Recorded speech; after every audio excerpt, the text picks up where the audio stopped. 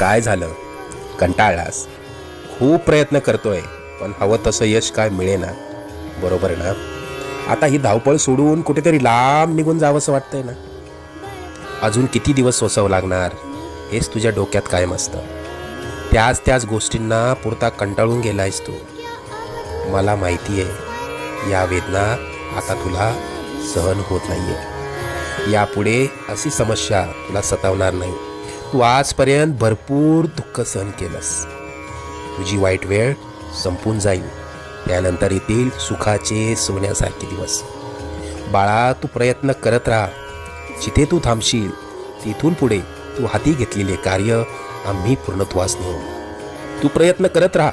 यश तुझी वाट बघतंय. तुला आजपर्यंत आम्ही अनेक संकटातनं तारलं. उद्या येणारं संकट कितीही बलाढ्य असलं तरी डगमगू नकोस. आम्ही सदैव तुझ्या आणि कुटुंबाच्या पाठीशी